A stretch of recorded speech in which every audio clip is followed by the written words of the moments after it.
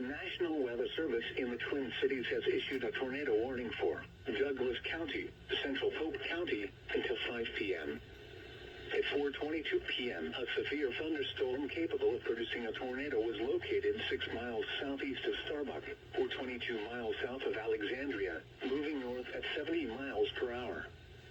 Expected hazards include tornado and ping-pong ball-size hail. This is a radar-indicated threat.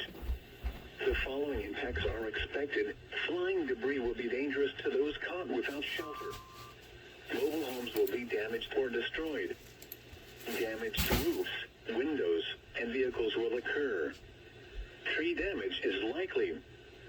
This dangerous storm will be near Glenwood around 4:25 p.m., Lowry around 4:30 p.m., Alexandria around 4:40 p.m., Carlos around 4:45 p.m. Other locations impacted by this tornadic thunderstorm include Alexandria Airport, Glenwood Airport, Westport, Nelson, Garfield, Villard, Miltona, Rose City, Holmes City, and Lake Minnewaska. Heavy rainfall may hide this tornado. Do not wait to see or hear the tornado. Take cover now.